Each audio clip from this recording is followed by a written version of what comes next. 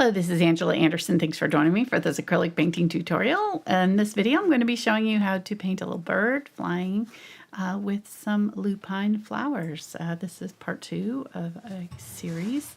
I enjoyed the first one so much, I wanted to do a new one. So I'll show you the first one here in a minute, but I've got my husband Mark with me. Hey there, everybody. He's been in a chat tonight, so if you've got questions while I'm painting, you can ask those and we'll try to answer. Let's get started.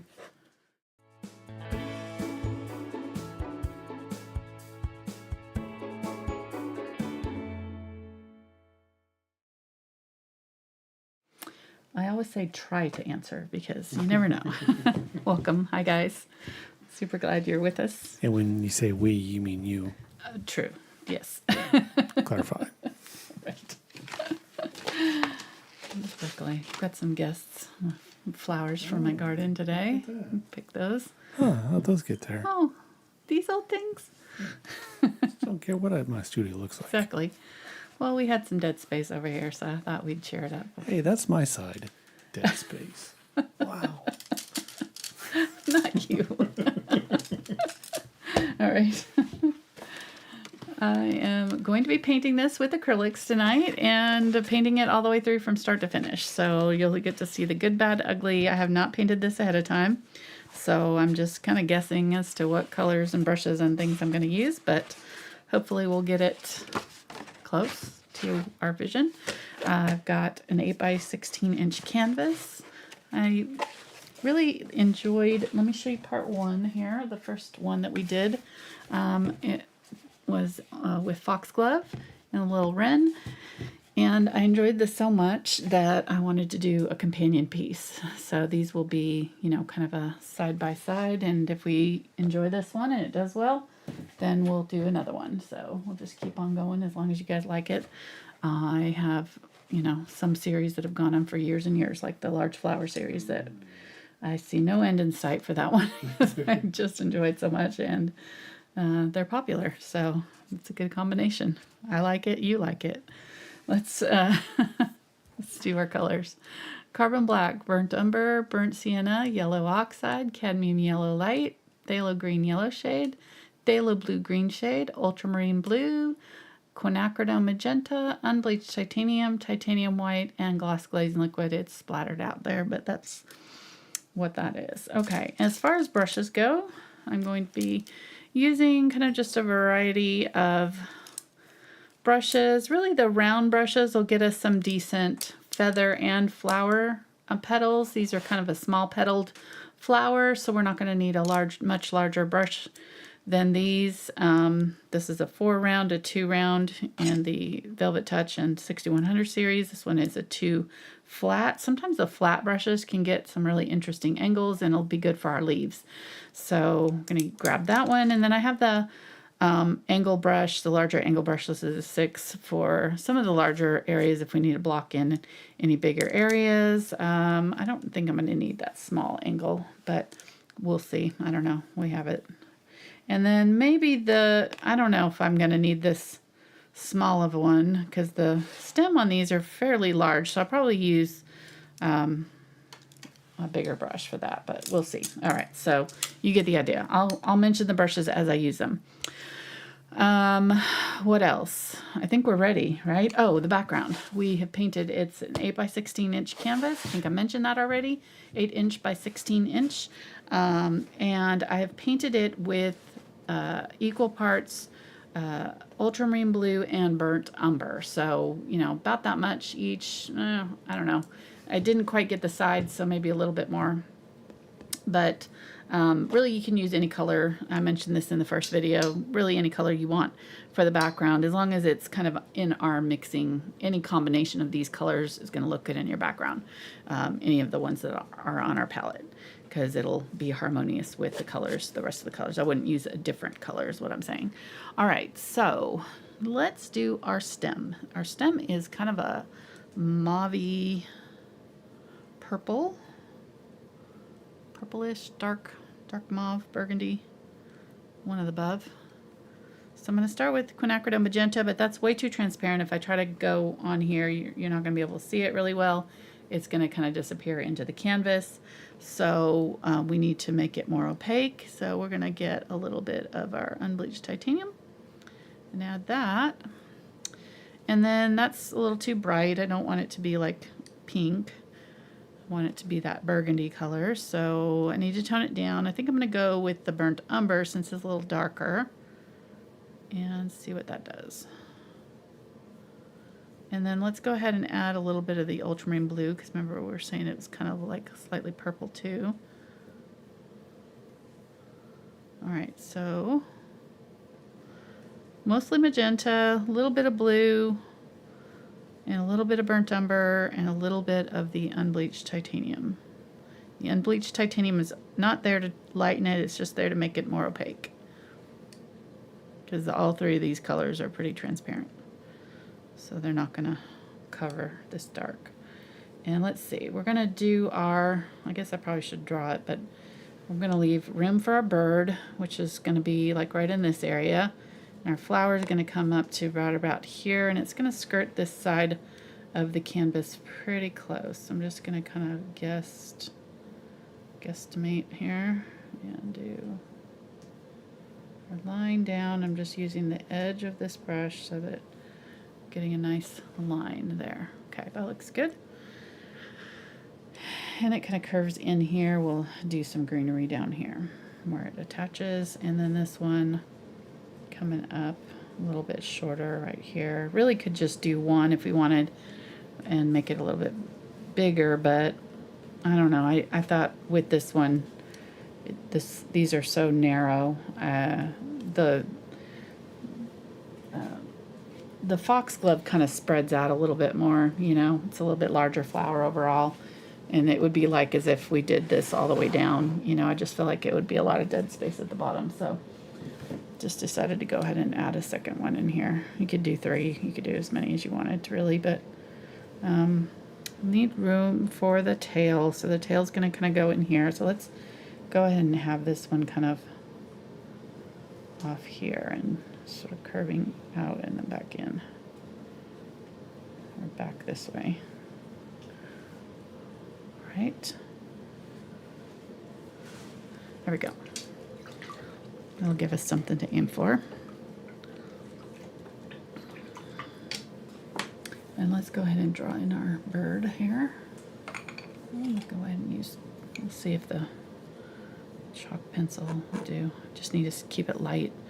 So I want my wings to come up pretty high. I want the arc. It's kind of helpful just to kind of do the outer arc of the wing. Kind of does this sort of shape right here, like that. The body's going to be kind of an egg shape, and then it attaches to the wing right at the back of the head, which is right here. The head kind of overlaps the egg shape of the body right there. Something like that. There's the beak coming in. I doubt very highly that these birds are eating these, but this is from a different photo, this bird, but I liked it, so we're making it work. All right, then our flower is going to come off this way. And it has these like tears that come across like this. Tiers of petals, rows and rows of petals coming down.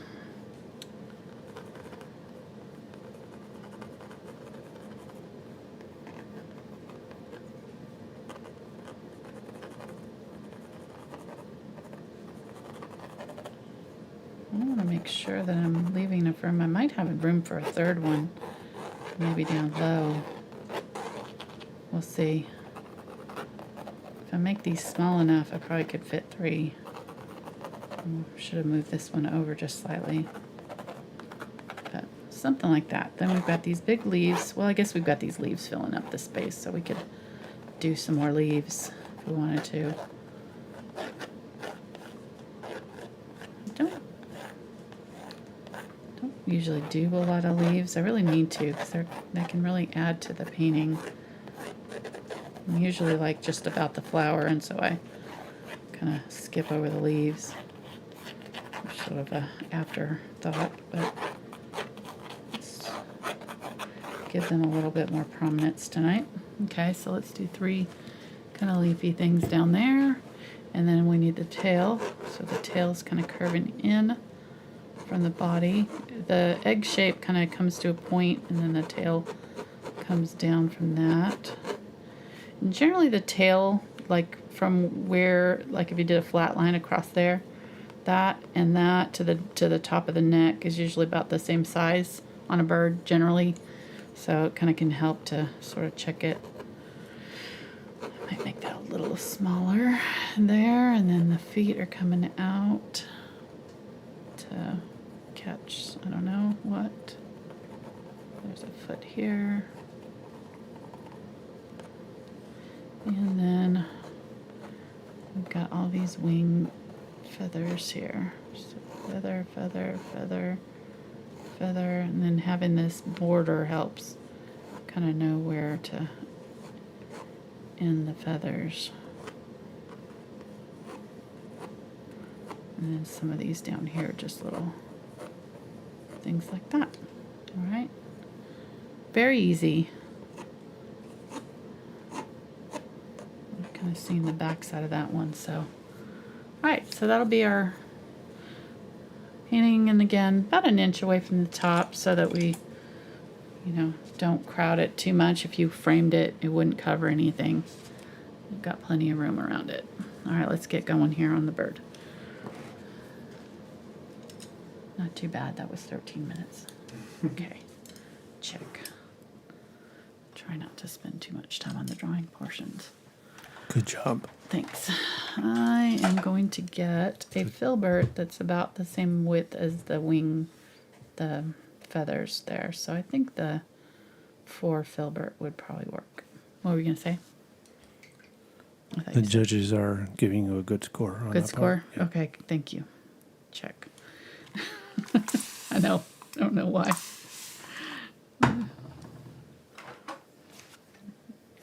Worried about it. I'm going to make a gray. I'm going to make some of that background color. That'll give us something to mix into our feather. And I'm just going to use what's left on my palette knife here and get more of that ultramarine blue over here. And add some, I'll add some white to it. And hopefully I have enough of that brown. Yeah, there's plenty of that brown left. Okay, so I want a smoky blue, gray. It's still a little too blue. So I'm going to scrape up a little bit of that brown color to see if that is enough. Not enough. There we go. Okay, so this will be the shadow on the wings. And we'll use it first, and then we'll save the white for the very last little bit. So there's only white on the very tips of the wings, and if we go in with white to start with, we won't have anywhere to go with our highlights. So the wings will look like a flat blob. All right, so we scoop off that. I already loaded my brush with white there, but I didn't.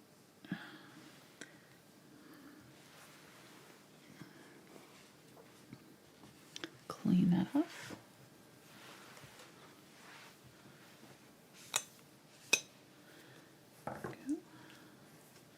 How's everybody doing tonight? Good, because I'm inside. What? Good, because I'm inside. Yes. Yes, it's so It's hot. mucho calor. Very. We broke 100 today. Yep.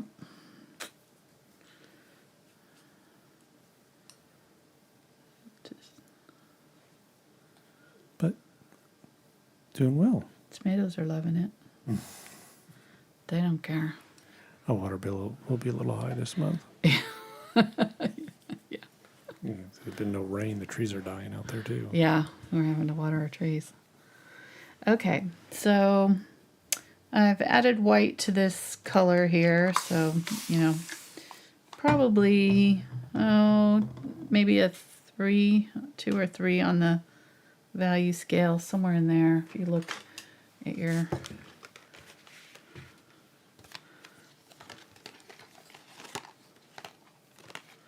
value scale. I'm kind of right in here. Yeah, right in there. So just like a little bit down. I might could go a little bit darker actually now that I'm looking at that.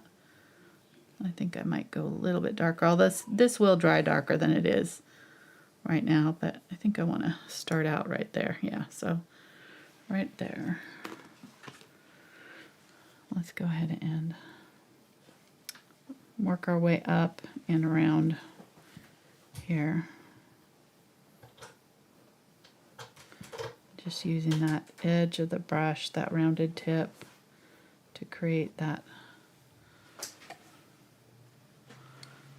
shape along the edge there. So just trying to set it down, and as I'm coming up, I'm kind of turning it a little bit because it's sort of flat along the top edge.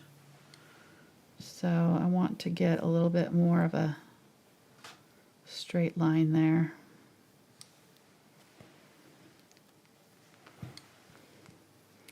I really need to be bringing that all the way down into here. Well, it's attaching down here. I don't know why I'm pointing it up there. They're attaching down here to this portion right here. So these should all kind of point in towards that spot there. Let's just go ahead and bring them all the way in there. There we go. That's good.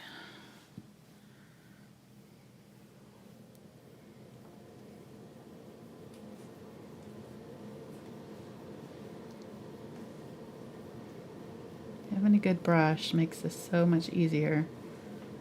Just pressing down, it's doing all the work for me. Okay, now I'm going to go a little shorter. Again, remember that arc there that we drew. We're staying inside or just outside the border of it, but using that as our guide. I'm going to kind of curve it just a little bit to the inside. And then there's a little stray one sticking up right there. Okay, then this is kind of, I'm just going to tap because it's not fully bright, fully filled in. Okay, that looks good. And then this back side, I'm going to go a little darker. I want it to look a little bit more blurry and a little bit farther away. So go a little bit darker. And it's kind of just like that.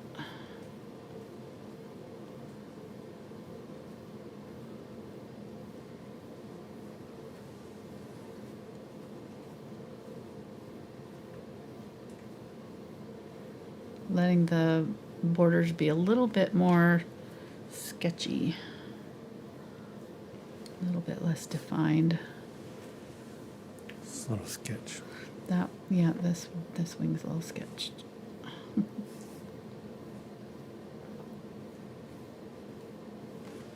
Okay. And what brush is that again? This is the Filbert. Okay, and then actually I want to bring this down a little bit. I think I made the head a little bit big. Make the head a little bit smaller, closer to right here. And then curve that up right there. Okay, let's get a little bit of black. It's just going to be on the head and coming down the beak.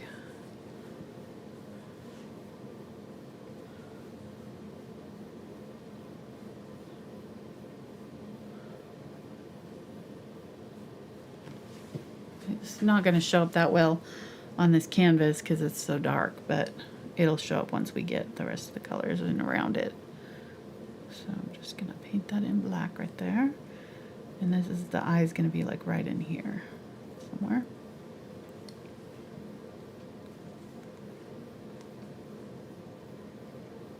black's like right in here. Okay. And there's a little bit of black on the throat. A little bit of black helping connect the wings and a little bit on that wing right there. Right. And let's get some burnt umber and yellow oxide. Mostly burnt umber though. Make that reddish color, and I'm going to add a little bit of the quinacridone just to brighten it up a little bit, make it a little bit more red. I didn't put a red, warm red on my palette, but you could use like a cadmium red light or something like that if you wanted to help make it even warmer still. That'll do though. That'll be a good kind of burgundy or rusty color. Rusty red. Looking at the shape of the red, and I need to kind of alter my shape of the body to come in a little bit more, because this comes in toward the wing a little bit right there and right here.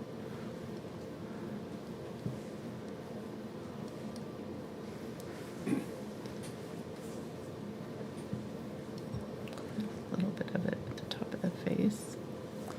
Where the beak attaches. What? Got a question when you got a opening. All right. It's not related directly to what you're doing, so.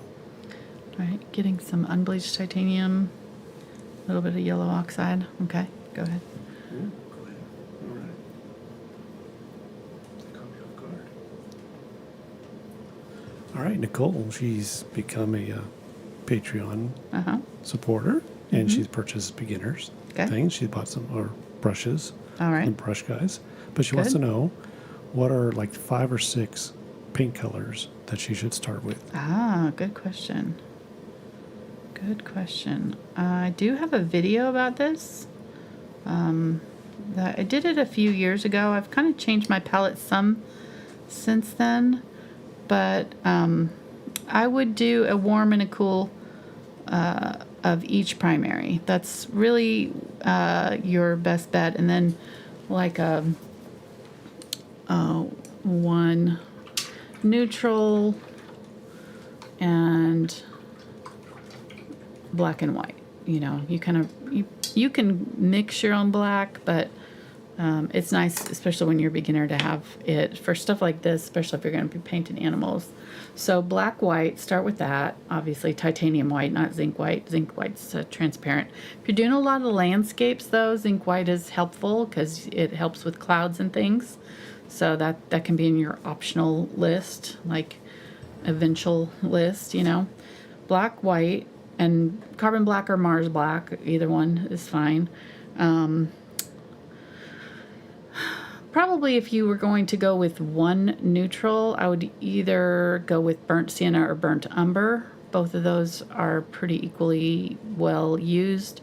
You can mix burnt umber with burnt sienna though, so you might do that one first, even though I use burnt umber a lot.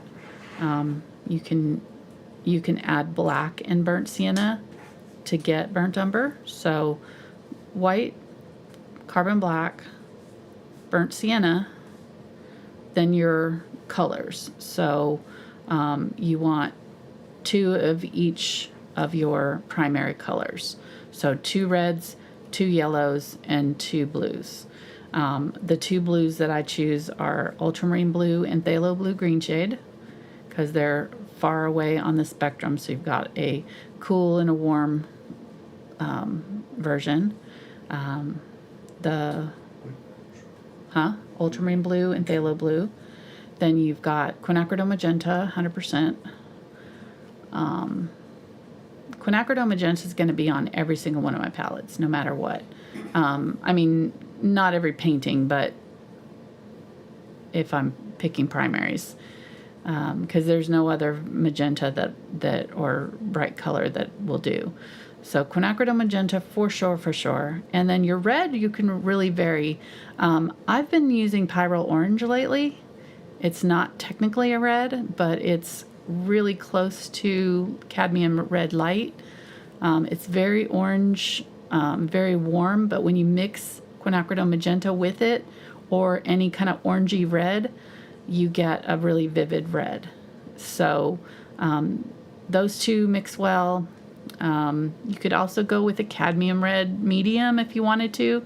Cadmium red medium is closer to neutral. You won't get as bright of oranges with it if you just have it. So pyrrole orange, then cadmium yellow light, and then for your warm yellow, you could do like a yellow, Indian yellow, or even a yellow oxide if you want to use a yellow oxide instead of Indian yellow. So that's your palette. Yeah, I've gone over that a few times in other videos too. So, all right, I'm going to go with the little smaller brushes because I'm having a hard time getting my colors here. And I'm going to be doing that beginner series. I'll be talking about all of this in depth in that series on Patreon. We're starting our first lessons. Actually going to be editing it next week and hopefully have it up mid-month or toward the end of the month. But we'll be going over art supplies in that one. Different kinds of acrylic paints and canvases and brushes. Kind of just basic supplies.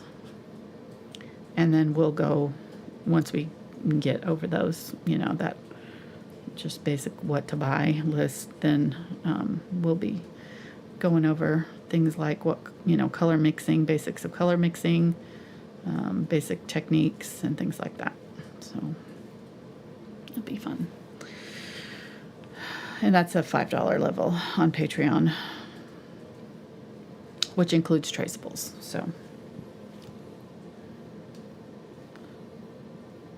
all right, so I'm using a white here that I've mixed up with a little touch of yellow oxide. Don't need much.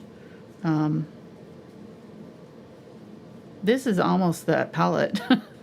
This is almost a palette that you could start with right here that I'm using, actually, looking at it.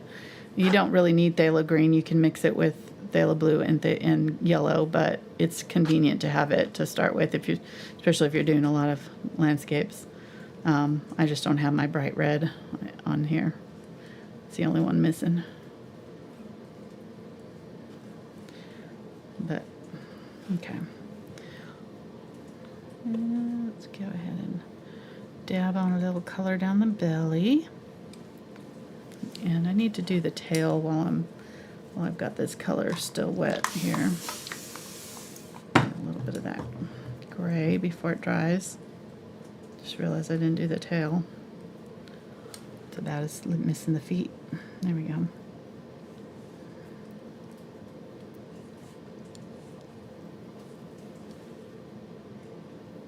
We saw the cutest little thing this morning. Mark and I were sitting out on the back porch this morning before it got blazing hot, and I saw a bug like chasing the bird, and I was like, what the heck? That's so weird. What kind of bug is that? And it just kept, kind of like buzzing around. I thought it was a bee at first, and then it landed on a branch and turned its head. And I mean, it was a baby hummingbird. Had to be about that big. Oh my gosh. I couldn't get a picture of it. I thought, like, it was so... It was just like a big bug, it looked like a big bug because like it was just a little bit too big to be a bee. But I was like, what kind of bird is that? And then we saw the mom and I don't know if the dad was involved, but the mom was right there buzzing around it. So cute. All right, getting some white here. Now you can see how that affected it. So this is that yellow that I mixed, and I just added some white over here. And this is dry now, so I gotta wait for this to dry first. Then we can add our kind of highlights. And it's kind of almost in the middle, so I'm gonna very lightly just kind of draw through can streak some white in here.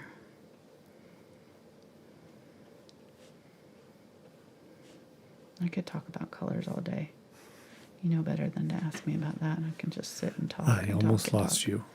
You did. You almost, I could hear you kind of Come shuffling back, over there. Come back to the show. You're like, yeah, come back. Come back to the show. Come back from Colorland.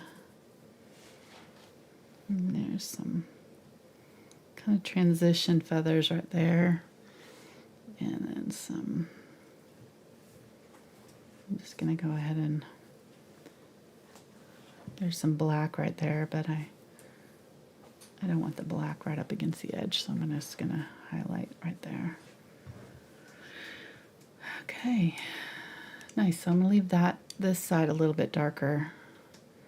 Yeah, I probably need I need probably a feather right here. I feel like it's just really blurry in the picture, so I might actually get some of the background color or get some of this dark gray here. And just kind of do another. See, this gray is transparent, so I gotta get a little bit of that blue so it shows up. There we go. Do a little bit of one right there. I don't want as much highlight though. I kind of did a little bit of highlight on this, and I really don't want it to be bright, so I want it to stay darker. There we go.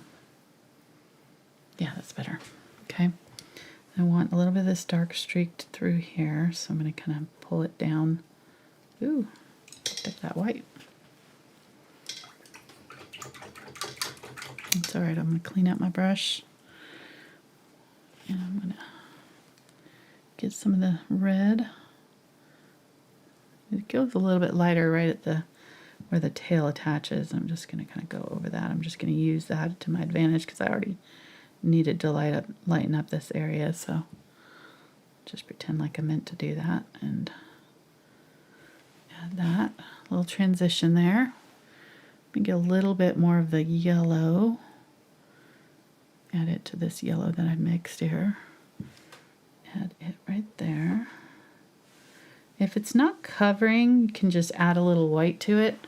Like, I'm having trouble with it showing up, and it's just because I'm using transparent colors. So I'm going to go back over. I meant to blend this in, and I didn't do it while I painted it in. I got distracted. So getting some white. So I painted over it with this kind of lighter orangey color, and I'm going to get some more of this color now, and I'm going to, this is that yellowish color, and I'm just going to kind of tap back over while that orange is wet and try to blend them together a little bit there. Okay, that's good. It should come all the way down, and then there's some light colored feathers kind of coming all along right here where that leg is coming out. And it's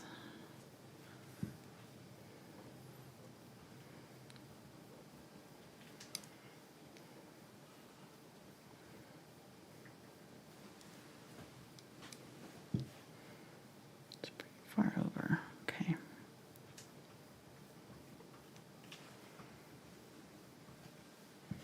I'm going to bring the wing in right here. I guess it's up here. No, I didn't mean to do that right there. Let me cover that back up. It's up there.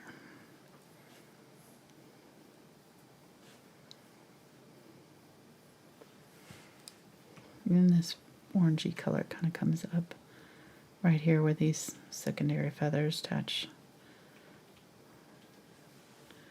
to that. Okay, nice.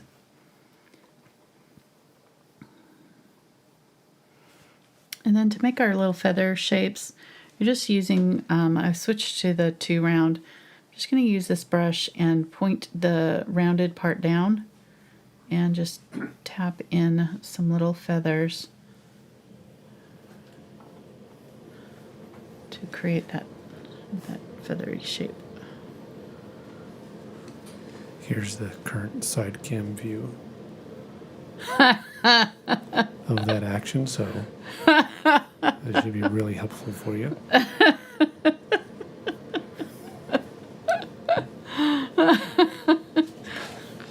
Here, so move it down a little bit.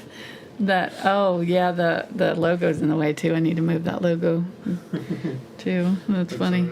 Sidecam is out of commission tonight. Sorry guys. That's really hilarious. Form before function. We may need to paint these. They're so pretty. All right, let's do the little cheek. And let's get a little stripey here. Coming across, rounds it out a little bit right there. There's another little stripey along the top of the head that I kind of already started. I have no idea what kind of bird this is, so if you guys have these around you, let me know. This is not one that we get in the U.S. here. I don't know what kind this is. Be a good chat discussion. Now I gotta use Discuss amongst yourselves. discussion. Let's see if I can get a picture of a picture.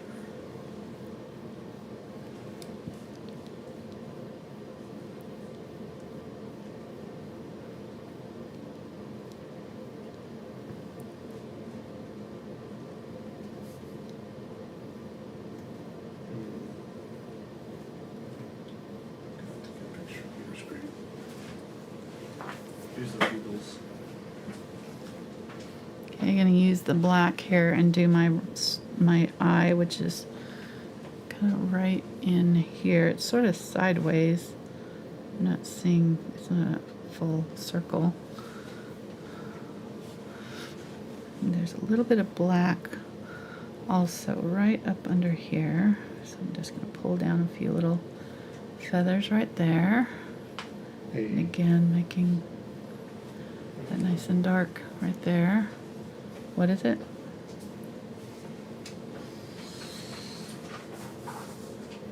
It is a chestnut-backed chickadee.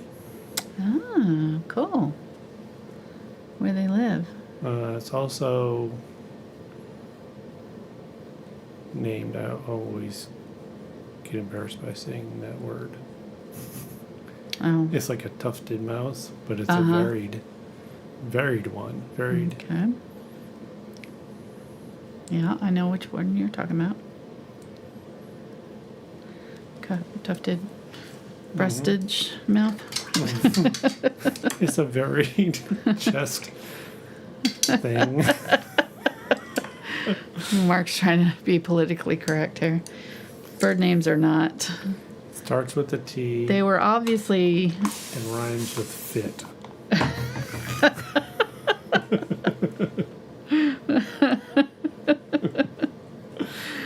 Okay. Check. He's trying to get us banned from Exactly. YouTube algorithm. Okay. Unbleached titanium and this orangey color that we had before, and I'm adding this brown, the gray color to it. I'm gonna use that on the leg here.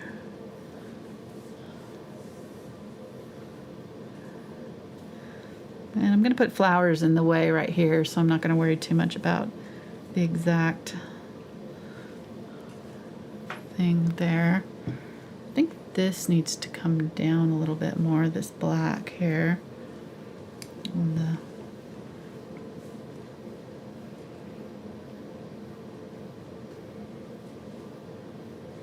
because it's kind of almost a triangle shape if you look at just the shape of it.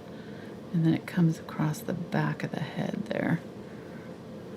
And then this rufous red color comes, the rusty red color comes up right here. And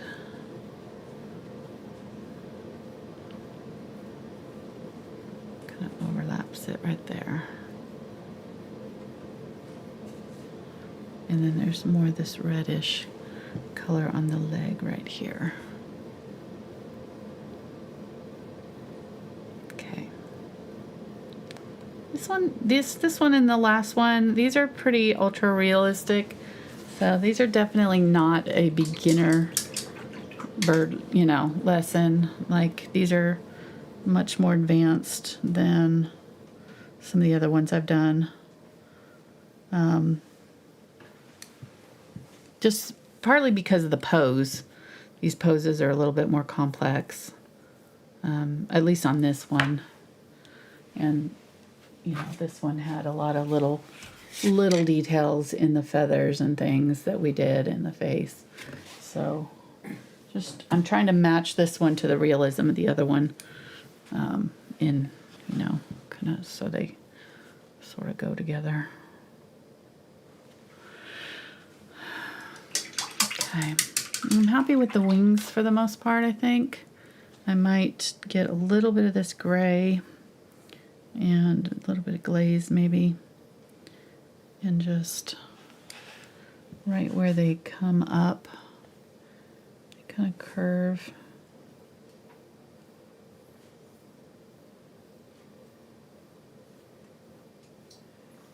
I don't think that's not working. I need it a little bit darker. But I don't know if I want to really mess with it, because I don't think we need it too much. But just if you want to separate those grays where they meet up, you can kind of give it a little bit of just make sure you're not like outlining each wing, just to give it a little separation there.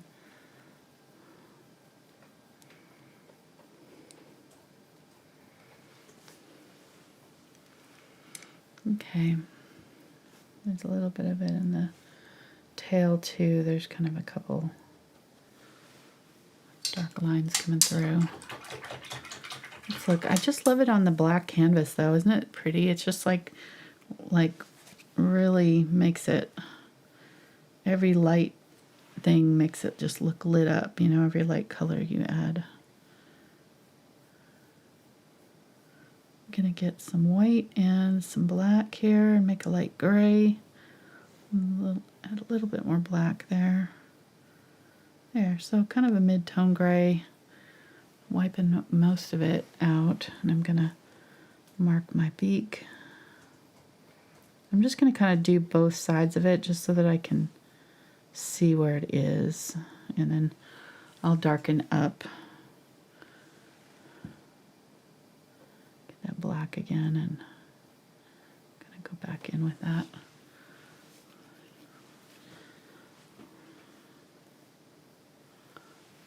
Kind of in the middle. There we go. Just leave the tiniest sliver of that light color on as a highlight on the top of the beak, and just a little bit of it on the bottom as well.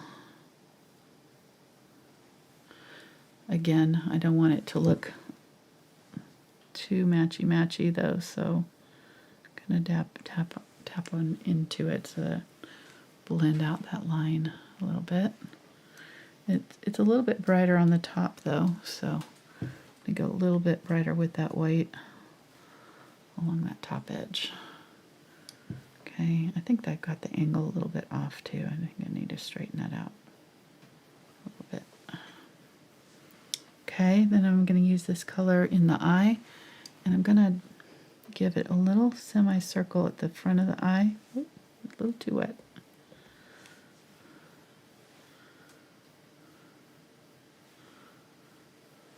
Little semicircle at the front of the eye.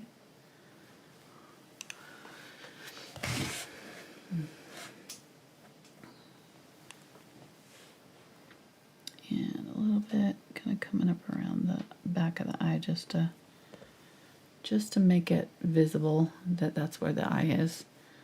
Can be kind of hard. And then I'm just going to do a little feathers kind of coming out, making sure I've got a few little feathery gray between the border of the light and the gray, or the black, I mean the black and the white areas on the feathers there. Let's use our cloth here and wipe off our chalk marks now. This should be dry. I need to do this bottom foot. I still haven't done it yet.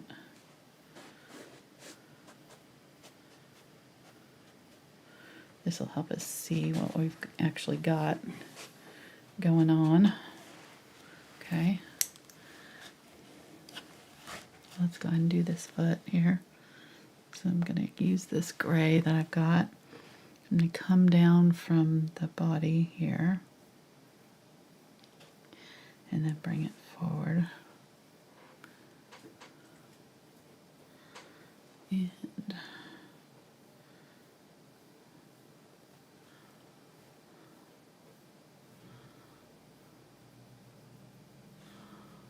these are all kind of clumped together, so you're just seeing the like little claws come together.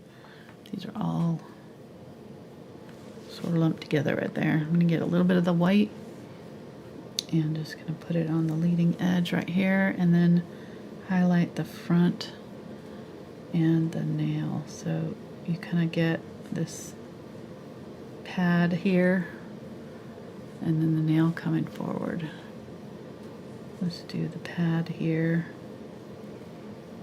and the nail. Just do a couple of them. That's all I'm going to do. Let's do this one here. This one's got a highlight kind of on the bottom and then a little bit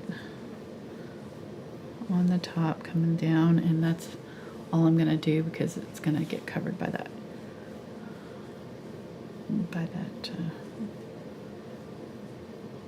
flower. Okay. And then let's put a little highlight in the eye, even though it's not in our picture. I want a little highlight. Just the tiniest little one. Wipe most of it out. I've got that highlight already kind of in there, so I'm just going to add to it. Put a little bit brighter highlight right there. Okay. Let me get a little bit more highlight on that beak. Alright, I think that's good. It's going to be good for our bird. Too much. You see, there's not a ton of detail in this one. Partly because it's backlit, and so you're not seeing a ton on this side. I am going to get this yellow oxide though and add it a little bit around the head here. Get a little bit more up white in it. Add it around the head right here. Just kind of where the beak attaches and in front of the eye.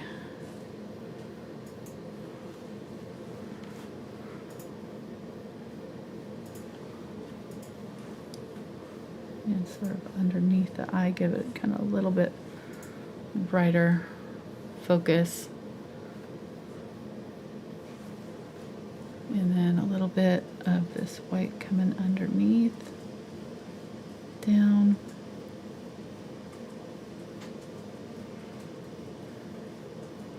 A little bit on the underside of that leg. A little bit on the top of the leg. Small little brush strokes so that I'm getting kind of feathery feeling out of this. And if any of it is a little too harsh, we can always go back in with that red and lighten it up, or blend it in. So I want to go over this part where that leg attaches, though. Right now it kind of just looks like it's stuck on, so I want to get some of that red and maybe some of that gray that we were using for it. Mix those together and just kind of create a dark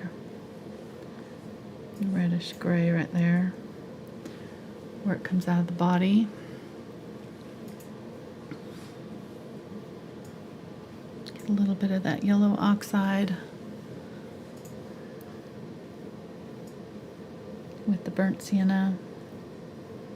Use it down here, and then it's also kind of pretty bright right down here, catching some light from behind, so I'm going to get a little bit of that yellow color and bring it forward right there. Okay. Make sure I've got a few little feather details in here just to make him look like he's fluffy.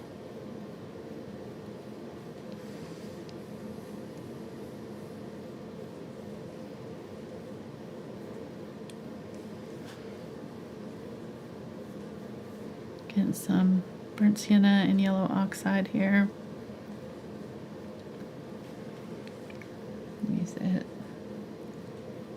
to sort of add the.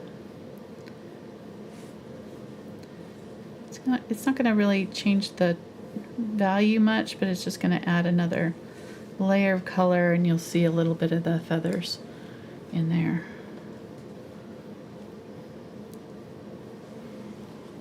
Okay, that looks good. Let's go with that. I'm going to get a little bit more of this right here, and maybe a little bit of it on the beak, on the top of the head. There we go. And super simple, easy peasy, just like that. Bird. What are you complaining about? He wasn't hard. He wasn't too bad. No, not you. Oh. The people who are just learning. Oh. Be quiet. Mark. All right, let's move out here. Okay, so go ahead. I'll let you do it. Yeah. Looks pretty close. I think I brought the wing down a little bit. Probably could have scrunched this up a little bit higher. Right here, I noticed he's a little shorter, but it's close enough. I don't think anybody but a ornithologist, or is that what they're called, that would know. Sure. The bird No. police.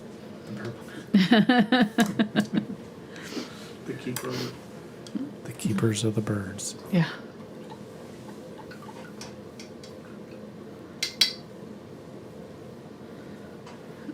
I heard that they're renaming a lot of these birds that were named by old white dudes because some of them were politically incorrect, and so they're renaming some of these birds that were named after some of these guys. Sadly, the people who weren't bad are getting their names changed too. I don't know if it's going to happen or not. I just read an article about it. I just thought it was kind of funny.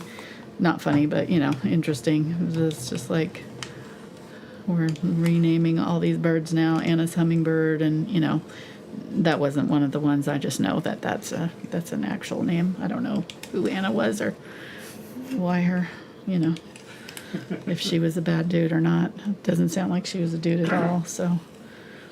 You don't know. We don't know, but just saying. Google it. It's a thing. It's real. Yeah.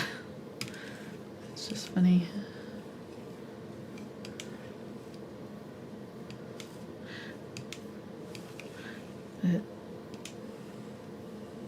I think they're gonna also, just because it can be hard to identify some of them are, they're gonna try to make it a little bit more universal or whatever, and identify them by their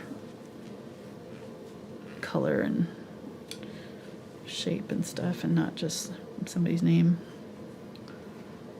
But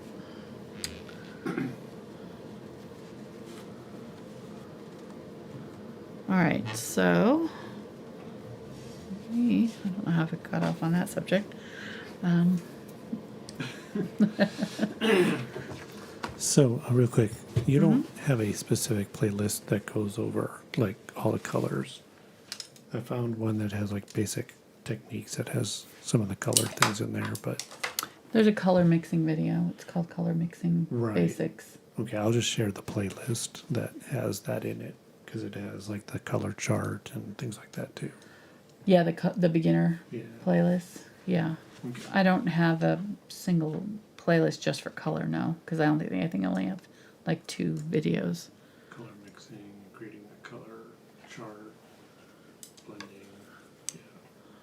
I'll share that. Okay. Sounds good. All right, so I might get the. I feel like this brush is a little bit big, so I'm gonna get the 3/8 inch. It's just slightly smaller. Give me a little bit more control here. We'll see. I might use this one for the flowers. We'll see as I get going here what I want to do. But let's mix up our blue first. So this is a. I want to say I think it's got teal and purple blue. Like I think it's got a little bit of both. So I think I'm gonna need some of that. I might do my leaves first though because they're behind these. Yeah, let's do that. Let's do our leaves first. So let's mix up our green, and then of course we have green to start with, but this is not a color you ever will use for anything if I have anything to do with it. You don't want to use these phthalos out of the tube, really. Phthalo green is just too bright. So you need to tone it down. The yellow oxide is a great color to use because it will make it into a natural, more kind of normal looking green. I mean, I guess that there probably are some plants that are that vivid, but not all over, you know. I think I was watching a video one time and somebody said, phthalo green, if you're using phthalo green, nothing screams, I'm a amateur, more like using phthalo green straight up the tube. I was like, ouch. Burn. Art burn. Ooh, that's a funny term. Art burn. Art burn. That's really funny. I should make a shirt out of that. Art burn, colon. You've been art burned. Yeah, exactly. Do you have art burn? I've gotten art burn from people before, that's for sure. Oh, gosh. That's funny. We'll prescribe you some Angela Anderson videos. Okay, so now I'm going to use a little bit of this. And so that had the yellow oxide and phthalo green, almost 50-50. I'm going to add burnt sienna to it, just a little bit. Oh, almost equal. Superfan has joined us. Noah! Hey, Noah. What's up, How you Noah? doing? Did you go swimming today? Yeah, I bet you she did. She did? Oh, I don't know. I would think. I don't know. No, she's been having swim lessons. It's hot enough. Our little granddaughter. And show everybody her favorite hand motion when she wants us. We get on Zoom calls and she'll go over to her door and wants to go in her bedroom. She's like, come here. Come here. Let me show you this. I got some. So cute. We are probably driving people crazy with our grandparent. And she likes to play hide and seek with me and do she likes to goes in her do closet. gymnastic things and stuff like that. But with Angela, she'll sit and do art. Yeah. She'll get out her book and draw and do stuff. So. Okay, so phthalo green and phthalo blue, burnt sienna, and cadmium yellow light. Here, that's what this mixture is. This is our more sunny side of the leaf. I have been doing a lot of watercolor mixing, and I find acrylic mixing so much more straightforward, I swear.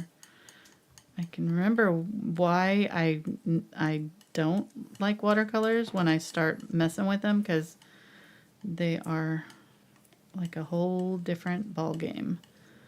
They granulate, they stain, sometimes you can lift them, but not if they, you got to know the color and what it does, and some colors don't do the same thing as others, and then you got a whole list of colors. Like with acrylics, I add white if I want it to be light. If with watercolor you add water if you want it to be light.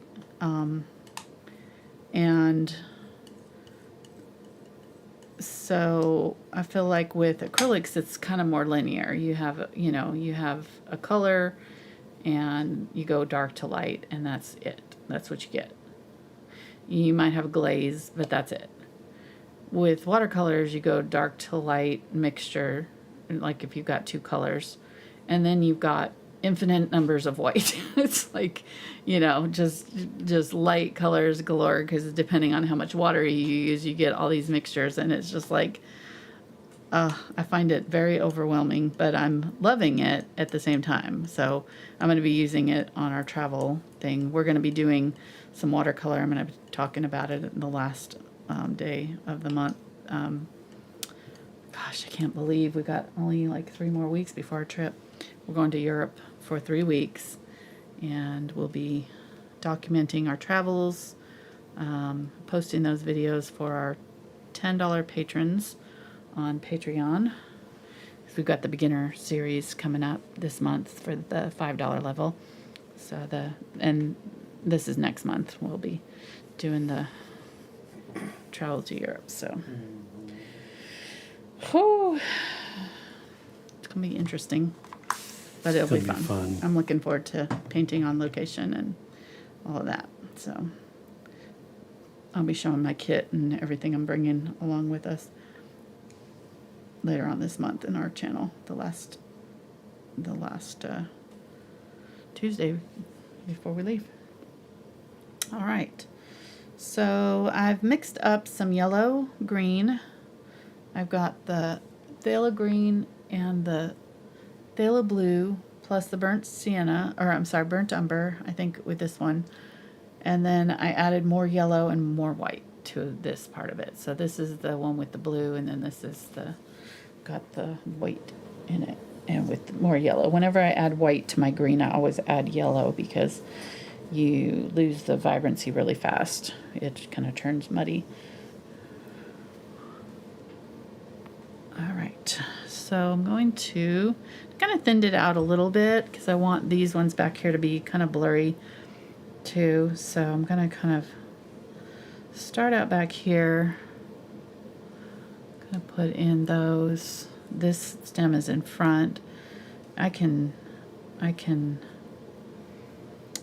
paint the stem in again too. I'm gonna paint around it, but I'm not gonna, if I go over it, I'm not gonna worry about it. I'll just paint it back in. So painting out some leaves. Using this angle brush is gonna be nice. Got a hair here, sorry.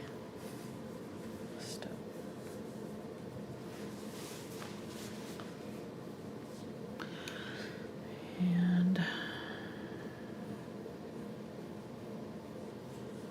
so the leaves on these are really pretty. They're kind of a star shape. They all kind of connect in the middle and then fan out from the center.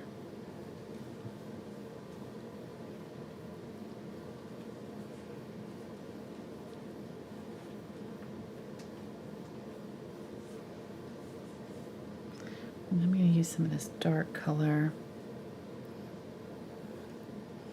and just sort of put in some random leafy shapes back here. There's some smaller ones down low, and then there's some big, I don't know, maybe I don't want it messy. Maybe I just want to keep it clean. Let's try that. I'm going to try keeping it clean. Can always add the messy later if we want it. Okay.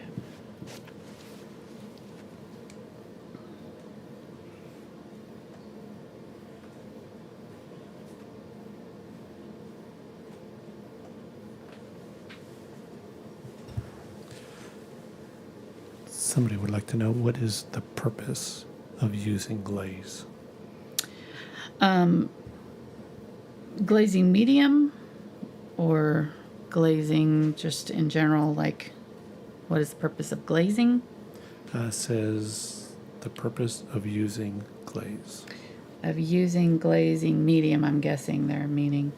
Well, with heavy body acrylics, you you need to add it if you're adding a lot of water, because they will not bind to the canvas when you add too much water.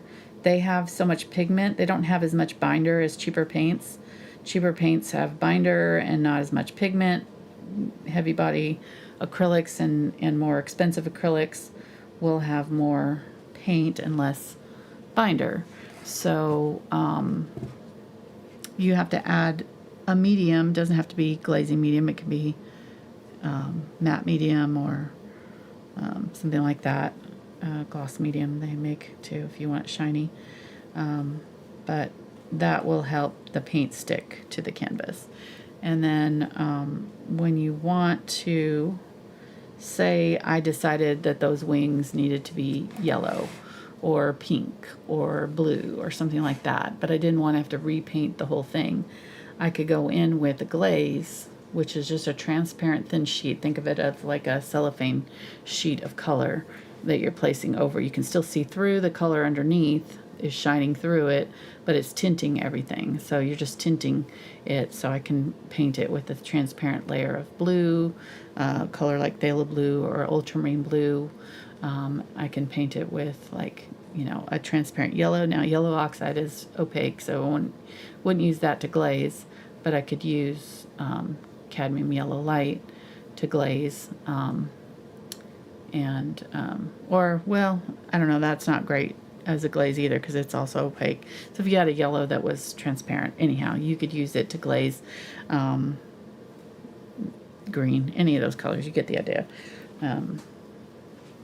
So that's when you do it, because when you, especially with a color like this that's so bright, if you want a really bright color, if you're going against a dark background, I'm probably going to paint my flowers in a light, almost white blue, and then glaze over the top of them later, so you'll see it in action. Because it gets you a brighter, especially if you're going over dark color, it gets you a brighter color, glazes do, than mixing the color does. I've shown that in a video too, and I can't remember which video it was, but I know I've shown glaze compared to a mix, like with white. White dulls the color and glaze leaves it more bright. Okay, so adding a little bit of ultramarine blue here to this green, and it's making it a little bit more olive toned.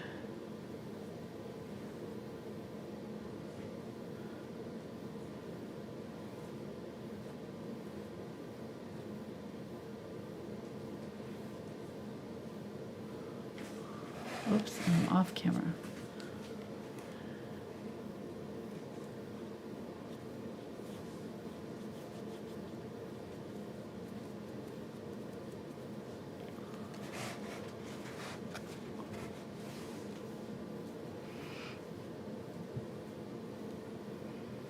Okay.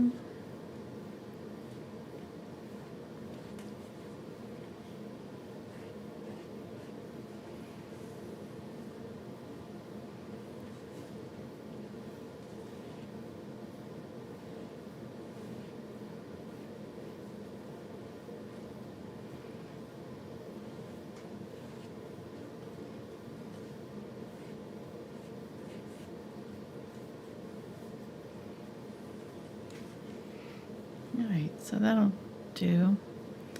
Let's do a few little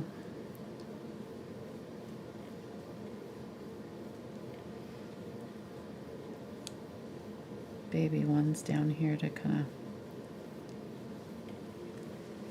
of close it off. There we go. Okay. I'll add detail to those. I need to let them dry, but let's go ahead and start on our blue flowers here. Getting the white. Like I said, I'm gonna start with the light blue. Again, a little bit of both blues here. Probably could go a little bit lighter. Okay. And we'll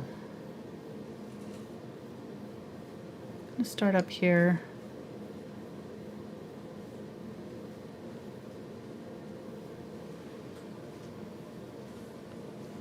The top's going to be more yellow than this, but I'm just going to start with this brush since I have it already here. Okay. And then they start to branch off either side. I'm probably going to I'll add the little stems to them later. The shape is like this. Kind of pointed and then it goes flat.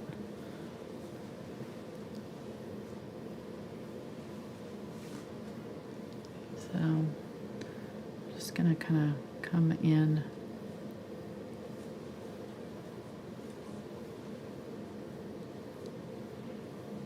Getting kind of rounded tip. I want it a little bit more pointy at the top. I might switch my brush.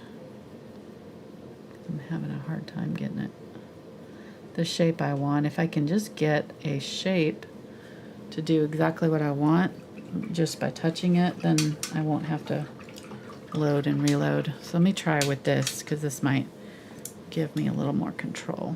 This is the flat.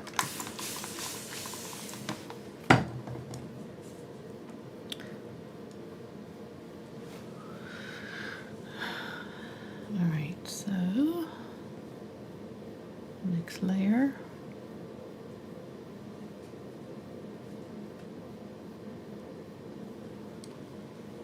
Yeah, that's close. And there's some kind of behind too. So some of these we're seeing the ones behind as well. So I might get a little bit darker color and do the ones back here that are kind of peeking through. Okay.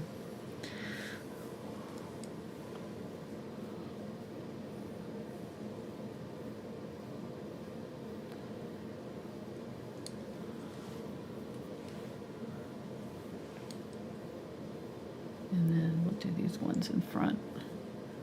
Kind of coming through right here. Okay, that's better. That's probably the best one I've done so far.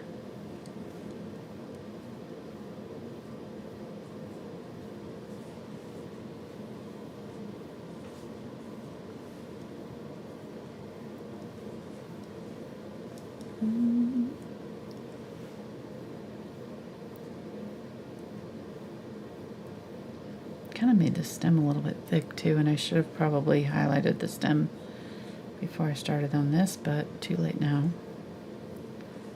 So, do like that. Let's just go ahead and do the back layers here all the way down.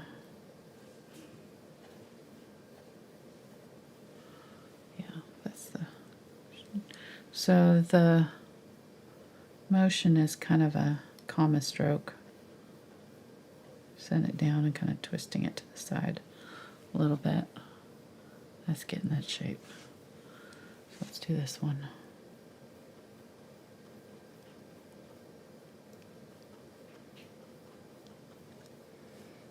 And the first layer out.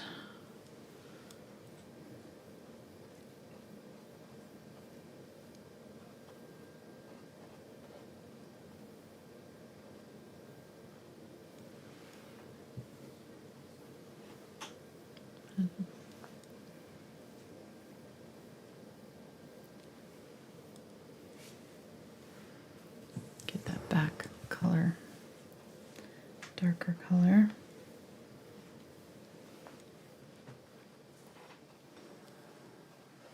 Just doing the back color first on all of these. Let it dry and then we'll do the top color. As they're coming down, you're seeing down into the flower a little bit more, so we're seeing a little bit more of the shape. I'm going to bring this color all the way down here on top of these leaves, but I need to finish the leaves first, so I'm just kind of starting this. get the lighter color here. Do sort of in between.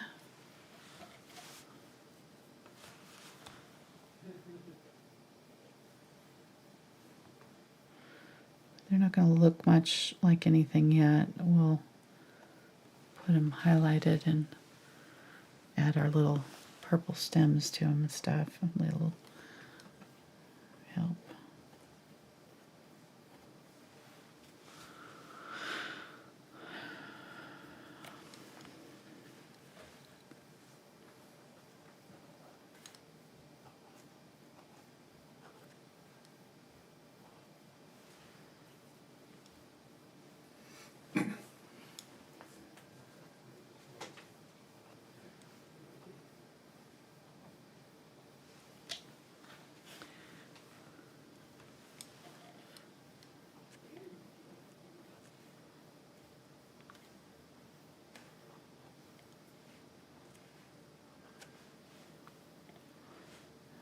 And then these ones are just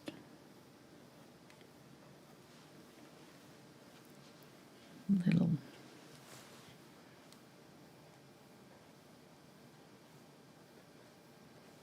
The ones that are coming straight at us will be more rounded, like little beans almost dots. Right in the middle. Okay. Let's go ahead and finish our leaves. This should be dry, so we can add some of our details. I'm going to get that dark green and coming through and add a dark green line to some of these. Some of them is not as visible.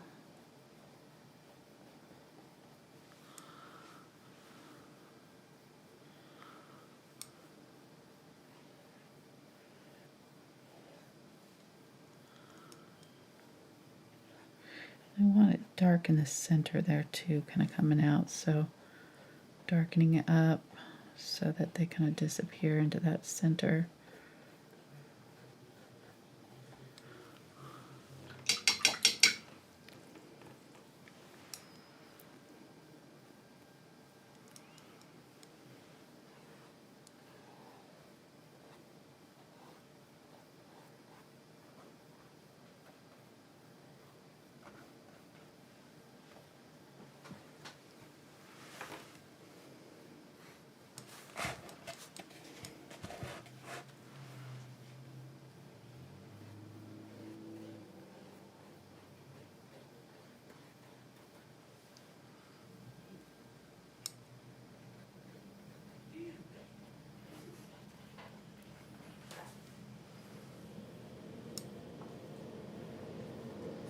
Getting some of the lighter color now, kind of coming up, adding some highlights. Just picking which leaves are kind of on top, which of these. So like if I want to push this one back, I'll put the highlight on this edge of this one down into the center.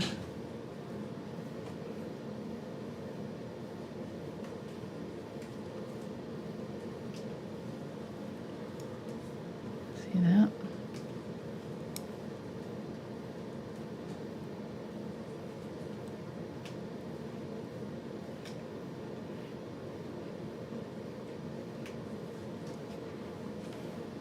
Now, if I want to make this one look like it's part of this, I gotta darken it up right here where it's coming down in, and then we can give it its little stem coming in through. And that'll help make it look like it's part of the leaf here where these other ones are attached. Just make them all kind of as dark in the same darkness in the middle there. Might even go in even darker here. Get it a little bit of burnt umber black with my green. Just have a really dark. Actually, it's kind of yellow. So I might do the opposite now that I'm looking at it. gonna go darker, but I'm gonna go dark up to that center, but then I'm gonna add the lighter color in the middle. Okay. Just gonna darken up those centers so that they have some depth. Do it to all of them.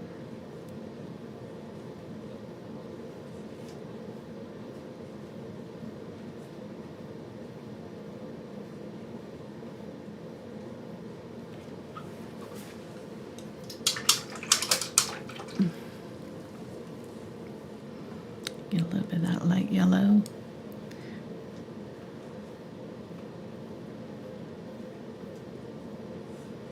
Let's put it along the edge of the leaves.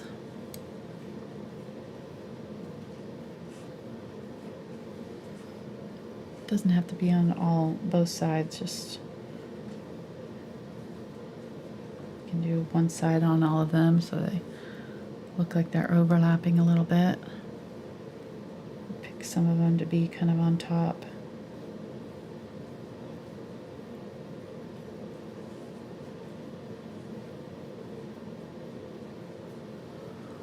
There we go. And then get some of that brighter yellow and just kind of do some of these little baby ones with some highlights coming up.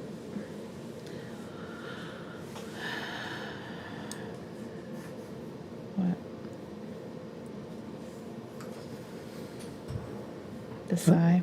No, I don't know where these people live, but they're the leaves are reminding them of one of their more favorite Yeah, plants. I know. Yeah. I was thinking that exact thing Everybody was thinking it. when I was painting them. I'm like, these look a lot like, well, I can't help it. That's what they look like, so it's just we're gonna have to deal. All right, so getting some yellow and a little bit of white. We can cross-market this video, I think, now.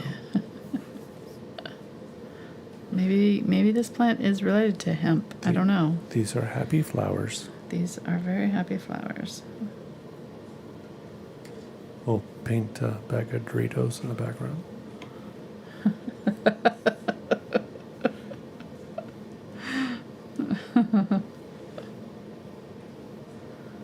Okay, it's just doing some yellow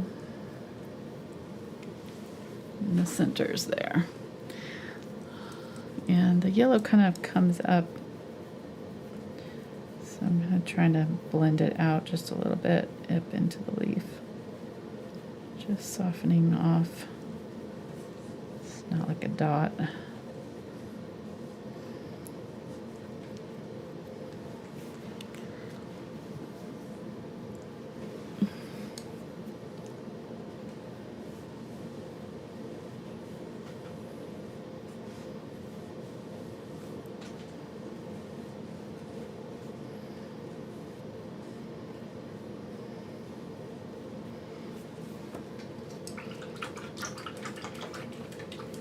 All right, let's do,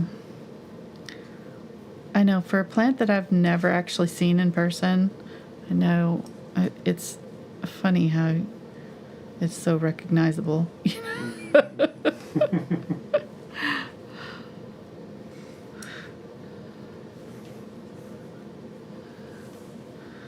right.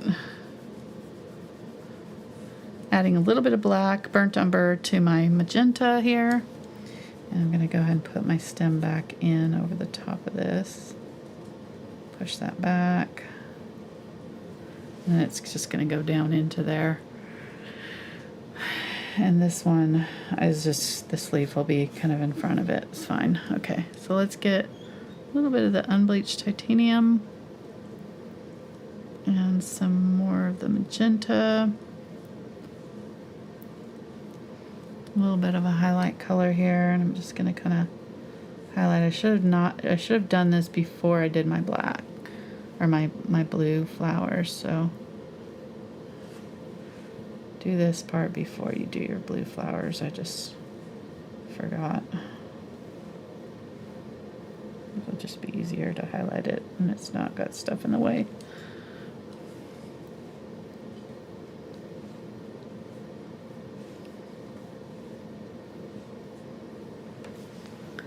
Okay.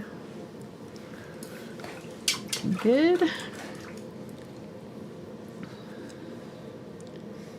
Getting a little bit more of the white. And I'm just going to put out the little stems to these. Kind of come below and attach to the middle of the stem there. So it's not super visible, but some of these, especially the ones on the side, you can see them. And some of the ones that are attached in the back there, you can see them. Just helped.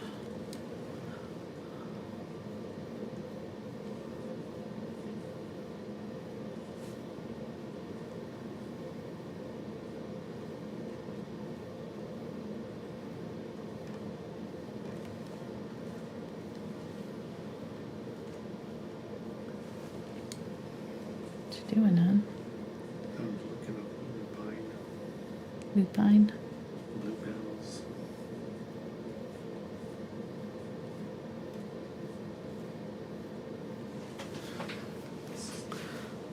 Trying to see. Is that what they're called? Bluebells? Yeah. That's what they are? Didn't know that. Also known as bluebells. Yeah. I've done a bluebell forest painting before. I didn't know that it was the same flower. Deer resistant, attracts pollinators, hummingbirds, We did- butterflies, bees. Yeah, we did lupine waterfall Mm-hmm. a while back. And the lupine is in the one that we did with the crocus. This one, I think. This is the poppy version, and that I think those were lupine. Yeah, it says they grow best in northern climates with cooler summers. Yeah, I almost bought seeds, but it was like the season for Arkansas was very small. So I was like, yeah, not worth it. We'll just stick with zinnias and cosmos. They love the heat. They're like, bring it. Okay, so I'm gonna just wipe off my chalk marks now that I've got everything painted. Make sure it's dry before you do this. Just a wet paper towel here. I always use chalk so that I can wipe it easily. I don't ever use pencil or anything like that. Wiping that off a little bit, sorry. Oh, maybe I mixed up. Well, no, it says bluebonnet.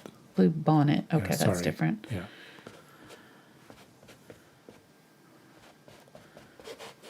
Yeah, but we did a lupine waterfall painting a while back that actually was put in a magazine too. If you remember that French magazine, Oh, yeah. Yep. Artiste magazine. Did a spread on it. Okay, so looking all right. Let's bring the flowers down over the leaves, and then we'll add our finishing touches to them. But looking pretty good so far. I think I'm going to bring them out just a little bit more. I think I kind of went a little conservative with them. Add a little bit more detail to them so that they're not looking so plain. I want them to kind of match the same realism as the original painting and the bird. This one, you know. Well, aren't those going to be pretty side by side? Look at that. That's going to look really nice.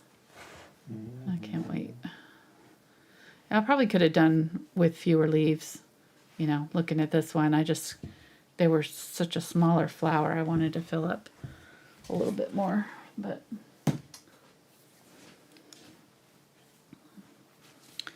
get this chalk mark off here if I can. Some of these chalk marks, especially if you're using a pencil, sometimes they'll mar the surface of the canvas. I think I have some of that happening, unfortunately. Okay, so I'm gonna do them sort of in an open circle down here,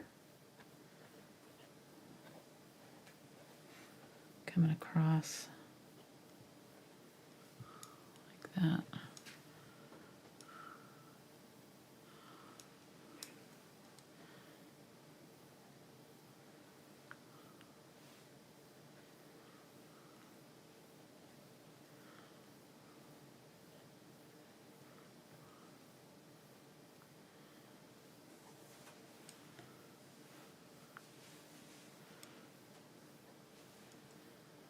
Getting some of that blue, dark blue.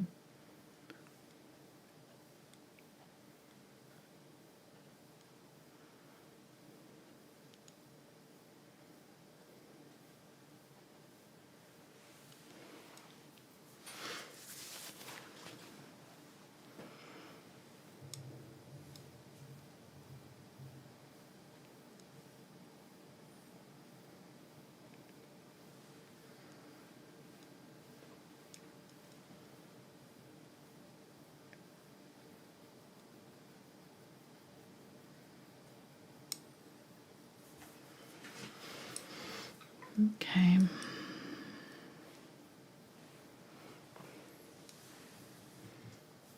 We're being awfully quiet tonight. I'm helping you stay focused. Are you? Yeah, there's not. We got a good usual crowd here. Not a lot of questions. Good. Enjoying the show. Awesome. Since I'm dieting, I'm trying to not talk about food as much. Mark was torturing himself this morning, looking up the flight menu of our flight Yes. out there. We're flying business class. We're treating ourselves to a nice dinner so that we can sleep. Mainly that's the reason, but also just so we're not cramped for so long on a plane. And we're getting old. We're too old for economy. We don't bounce back like we did when we were 30s. Even then, it was rough. Yeah, even that was rough. Yeah. So, anyhow, yeah, he's like, I'm hungry now. Yeah. Looking at the menus and breakfast foods. Getting that color here. That was our color for the attachments here. Just adding it to.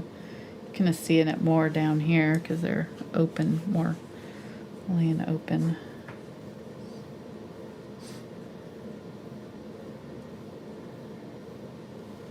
Okay, just adding little stems to where these are coming out.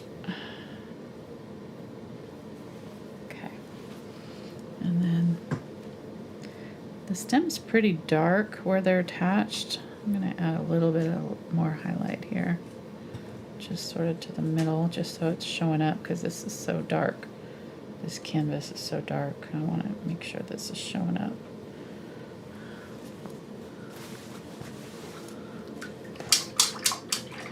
And it's kind of disappearing against that leaf. I probably could have left that leaf out.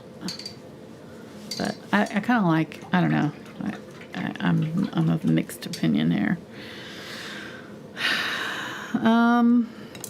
I do think I want to even out some of this. I'm going to let this dry really well because I have to put more layers on, but I need to let it dry first. So if I try to paint on it right now, it's not going to stick very well. I want to get a little bit of more detail. So trying to get some ultramarine blue and burnt umber that's close to this. It's pretty 50-50. That looks good enough, I think. So I can use it kind of around where I'm seeing any marks from my drawing. And I had some area, especially on the corners. My flowers have a little bit of paint on the back side of them because I touched my canvas on the corner while it was wet and kind of pulled off some of that paint. So I'm just gonna paint around there where it's sort of streaky. And I also had some chalk marks right there that I want to cover. And if you're having to do this and you have a color that you that's not quite matched up to what you put before, the best way of doing it, integrating it, is to, put it down like I'm doing, and then put it down thick where you need it thick, So I need to cover up here the edges. And then I'm going to grab some glaze and just use it with the rest of that and just kind of glaze in and just streak it in different places. It may not make my background look completely solid, but I don't mind that, honestly. So if you want it a solid color, then you're just going to have to mix it a solid color, and repaint everything, but nobody's got time for that. So we're just going to make it as if we meant to do this, and I'm gonna glaze back this wing a little bit too while I'm at it. There's your glazing right there. Just using this background color. It helps integrate it and darken it up a little bit. But just using it in a few places, streaking it in my background. And if it dries a little bit differently, we'll have this tone in other places, so it won't be so obvious it's the only place that has that color. So that's how you kind of just, assimilate a new color into your painting. We could glaze over our leaves too if we wanted to with it. It would help kind of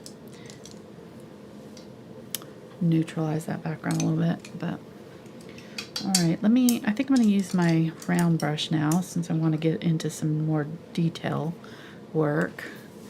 And I need to look at sort of what I'm seeing in my flowers, where I'm seeing my highlights and shadows and things. And we'll start targeting those areas. So I'm going to get Ultramarine Blue and some of the Phthalo Blue, but mostly ultramarine. I'm going to go underneath these and I'm just going to kind of tap in, try to tap in a shadow. Remember, we went lighter for a reason, so this will go on. I'm going to wipe that out and just kind of use that brush to sort of push that paint around a little bit. And I'll be putting highlights on these so you can see the ones we've done and haven't done here. So that's the idea. Just gonna go through, and we won't be painting new color. By using this glaze, we're gonna get a brighter blue by using the glaze over that lighter color.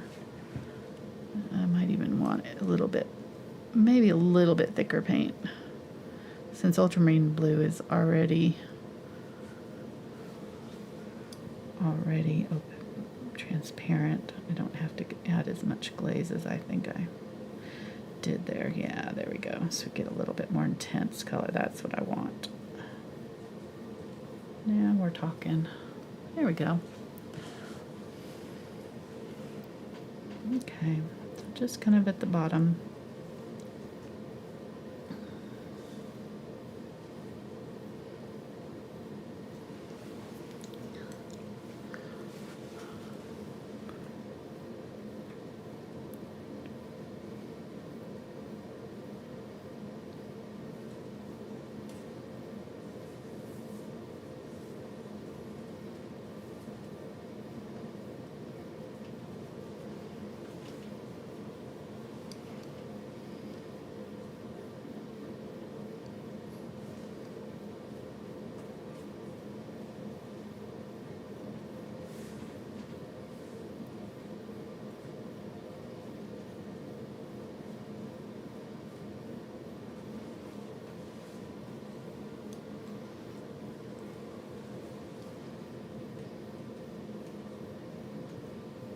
I'm coming back in with even brighter blue and just giving it a second go.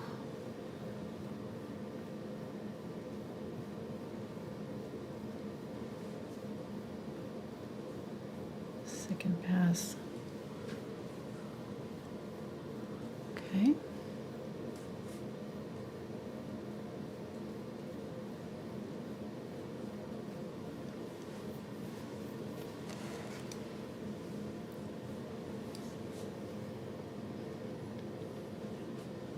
I think I might add it over here.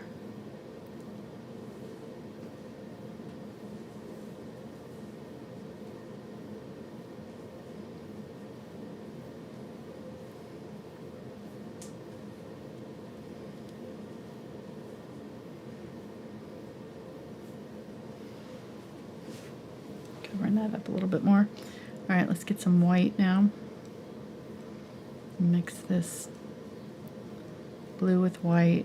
This is a little bit more, you can see it's a little bit more purple than that original version. I think I'm going to add just a tiny touch of magenta too.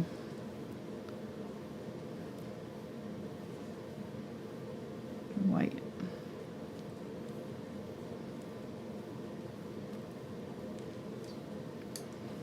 I'm testing this just to see if I want to keep going, if I want to cover more of the flowers up or if I want to leave the white areas. So I'm just kind of doing a little test here. See which one I think I like better. A little bit of magenta there. Okay, so that's the color I want, kind of like a very light lavendery pink color. And I'm gonna just kind of find these little bits and pull down over. Fitzy. Hi, puppy. Hi, the puppy has joined the party here.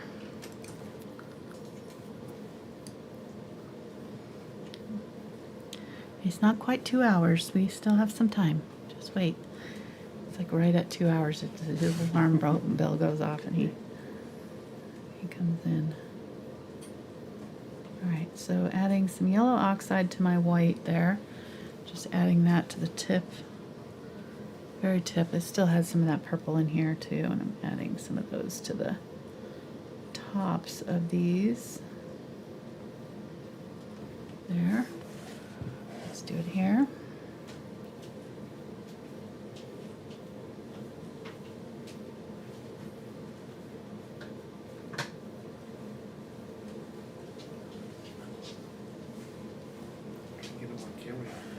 He's not holding still for camera.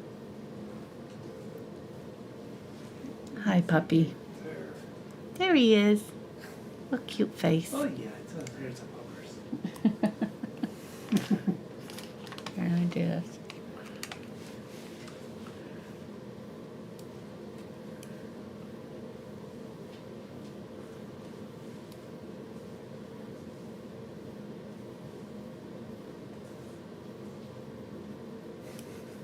There you go.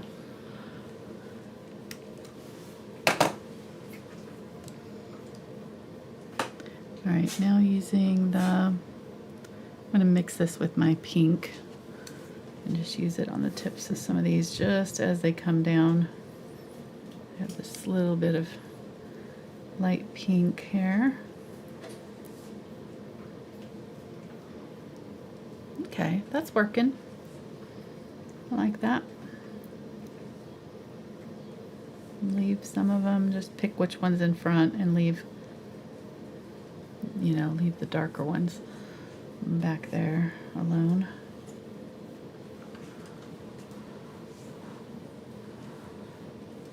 I like it, I like it. Let's keep going here.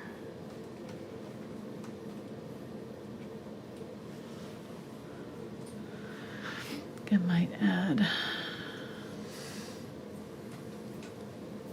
one more coming out this way.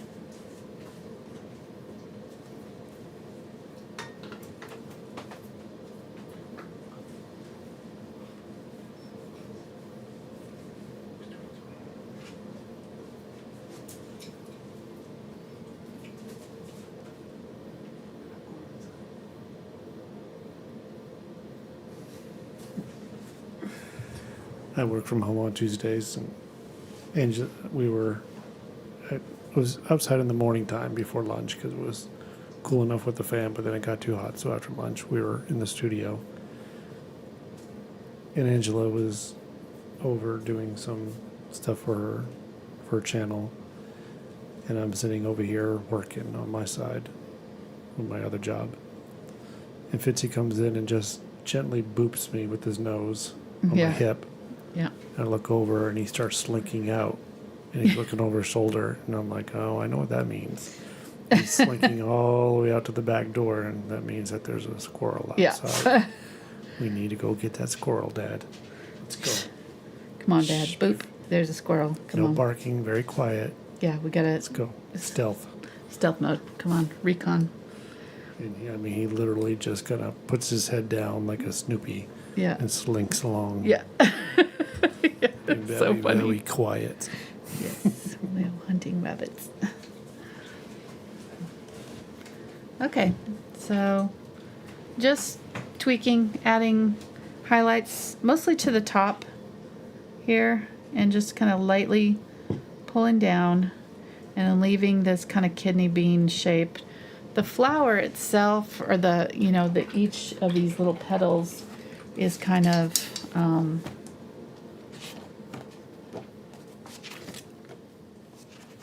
do it on this page, is kind of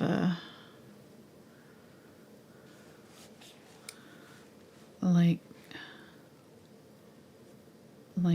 lobed, kind of like that, and then it's attached down here to the stem. That's the pink part. That's the stem part. The parts that are facing us, though, we're only seeing kind of a teardrop shape, and then the ones on the side are kind of coming in sort of like that with a little bit more on the bottom, like that. So we're getting a lot of different, they're kind of almost flat on the top here and then rounded when you're seeing them from the side. And then seeing them from the front, they're kind of more like that. So they're kind of all different variations of that, but kind of all the way around. So the ones on the side are more just going to be, we're only seeing a little bit of the ones in the back, and then the ones in front, we're seeing more of this kind of shape because they're sort of flattened out, coming out towards us. And then the ones on the side we're kind of seeing like that. So they're all kind of combining in this way. So this is sort of the general shape I'm doing here and trying to kind of develop that in these petals as much as I can. Was there a squirrel? What was going on? No. Okay. We just need to go Just need outside to for go some out. reason. Okay. Well, Been a while. yeah. Okay. Getting more of that, the Ultramarine Blue. Can speed it up now that I kind of know what I'm going to do. Just sort of had to test it up here and see what I wanted, how I wanted to approach these. So I think I'm going to stick with, I think I like the ones better that I left a little bit of the light blue and didn't cover all the way up with the Ultramarine Blue. So that's how I'm going to do these. Kind of do the ones in the back, mostly Ultramarine Blue, and then the ones in the front, just do the Ultramarine at the very bottom.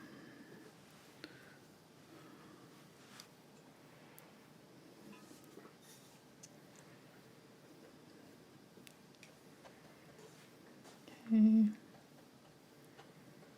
And I want to do contrast here because I can't see them against these leaves. So if I go darker, it's still too zoomed in, hun. I know you're trying to get detail, but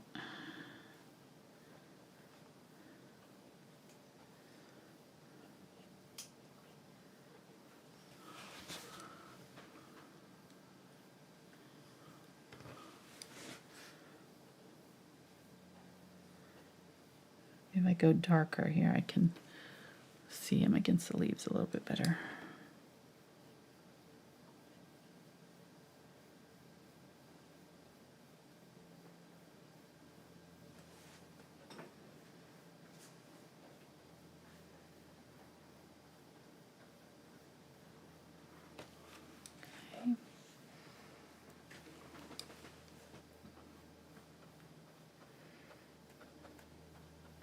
And they come in pinks and purples and lilacs and white, so you can do any number of colors with these. I thought about doing a multiple color one, but I didn't think we'd have time for it. This is already taken, just doing two. I should have just done one probably, but you know, just because it's so detailed and there's so much to these petals, there's so many petals. I need to remember that when I'm picking paintings. Like, stop picking paintings that have a lot of detail for Tuesday nights.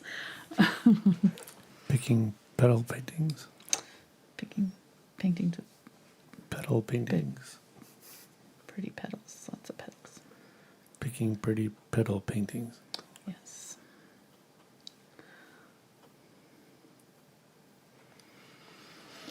Okay. I mean, even just that helped a ton. And then I think I'm just going to add a little bit of this lighter pink color to some of them. I actually liked that kind of mauve or the like yellow tone in it too. So maybe add a little bit of that yellow. The Unbleached Titanium has yellow in it. Add a little bit of that. Wipe that out so I don't have a ton of paint on my brush, and just gonna use it to highlight the tops of these.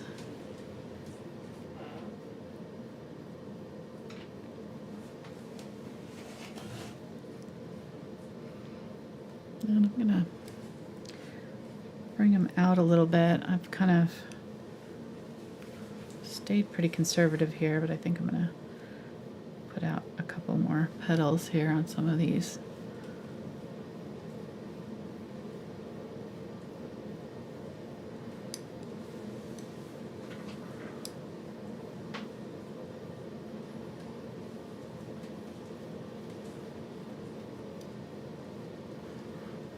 Like this one, I could probably fit another one in down low right here or something.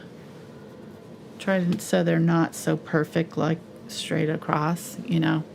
I kind of have them a little bit too lined up.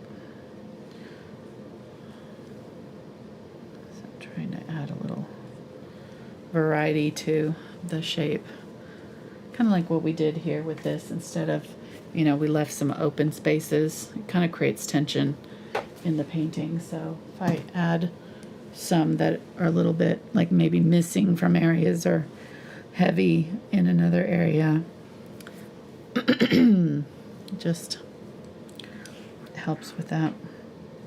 So maybe we'll leave this one small and make this one bigger over here. Put a couple that are kind of crowding it, almost touching it.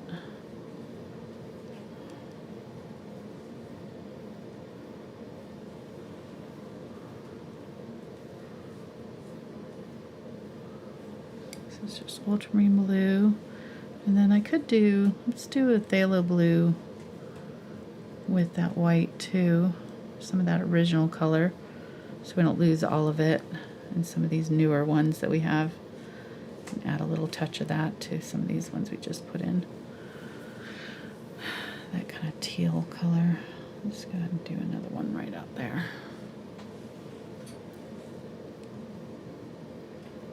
And just cleaning up any petals that don't make sense, kind of figuring out where the tops of these are.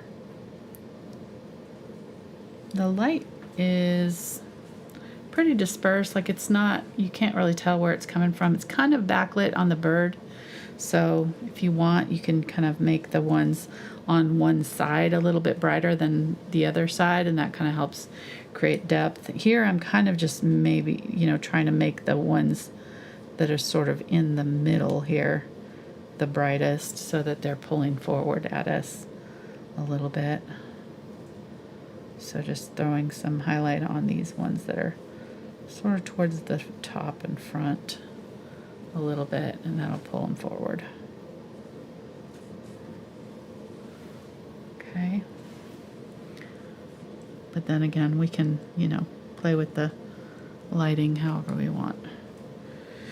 These ones down here, the lighting is kind of seamed almost like it's because they're kind of that split kidney bean almost. The light is sort of on either plane.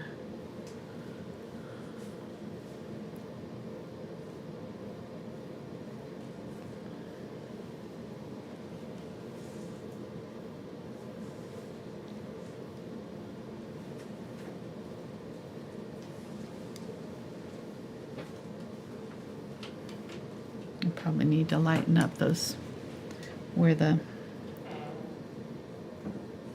cords come through, or where the stems are attaching. Not cords, sorry. My brain on my art brain speaking there.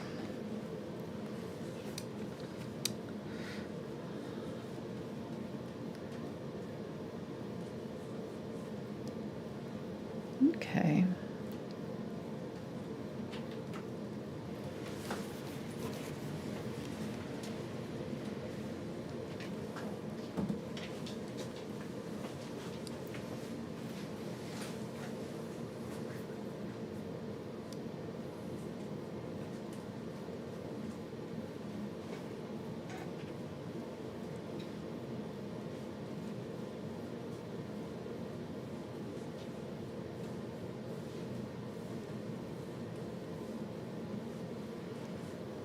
Using some white with the phthalo blue here.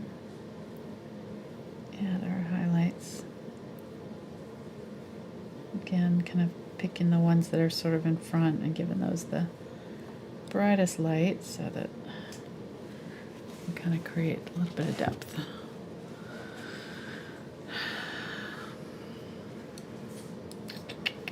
How you doing over there? Doing good. Yeah. Yeah. Painting flowers, it's all good. Okay,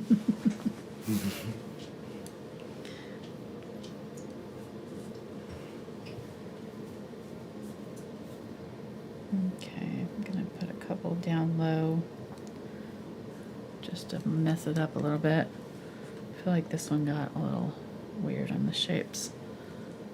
Maybe do a few that are kind of just straight lines tucked in.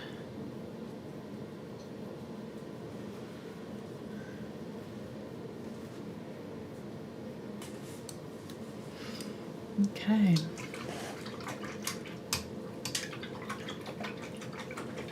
Almost done.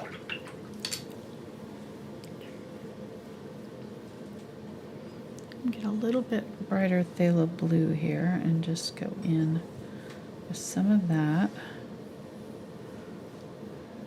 over the top of some of these. I did the ultramarine already, so I'm kind of going in with phthalo blue now just to give some of them a different blue tone, especially on some of these that are kind of in the back or underneath other ones.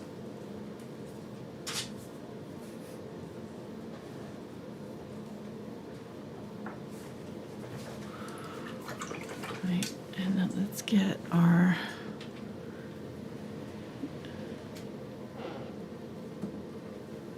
magenta and the unbleached titanium. Go a lot lighter than I did before.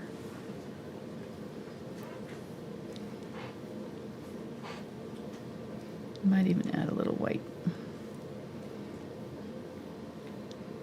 And I want to find those little stems and just punch up the contrast a little bit. They kind of disappeared when they dried.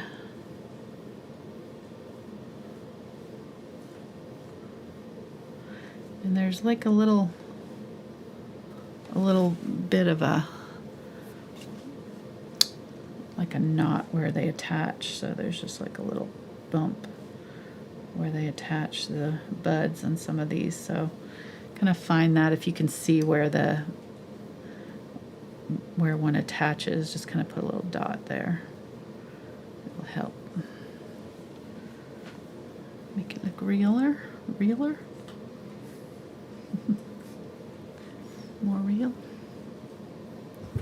Is that a fisherman? A I reeler? think so, reeler. I'm calling it.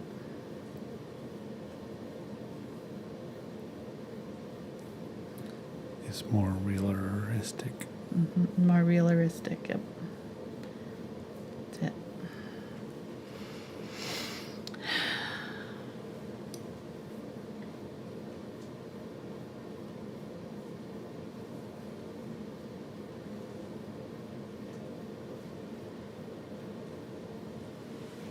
Okay.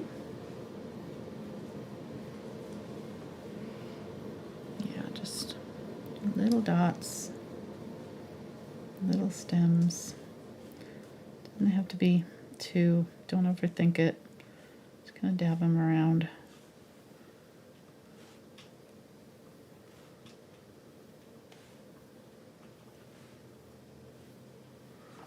Okay, and then this is the same color that's in our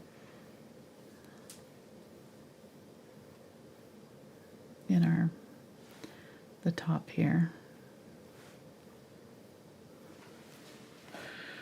Okay, we're almost there.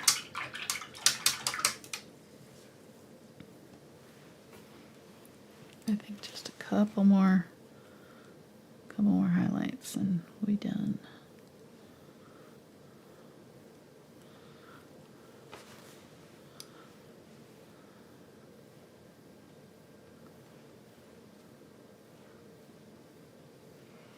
I'm just finding those phthalo blue ones that I just did. Kind of going back in with a more kind of medium blue over the top to tone them back, just on the tops. Anywhere else that you think needs it.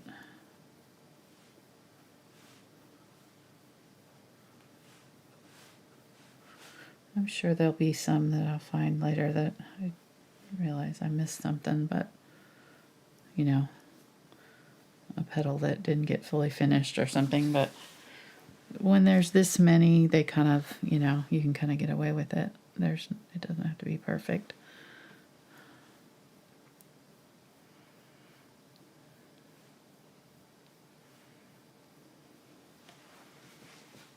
Okay.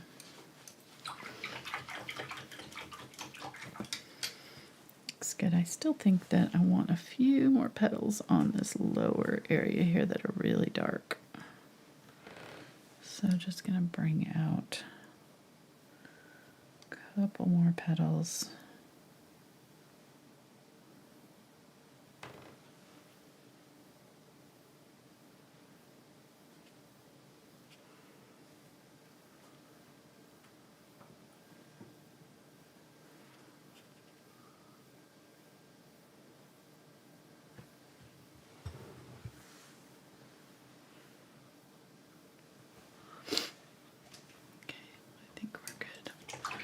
Go ahead and splatter. Splatters. Yeah, we just did very light beigey splatters on this one. I think we'll do the same thing on this. Just very subtle. Nothing too crazy. Get some unbleached titanium. And some water. Add a little glaze just to make it stick. You want it milky consistency. Using a fan brush or a toothbrush. Remember, you hit it in the direction you want the splatter to go. So don't hold it and hit it that way. Or just tap with your finger. I'm going to cover him mostly up. A few little tappy taps.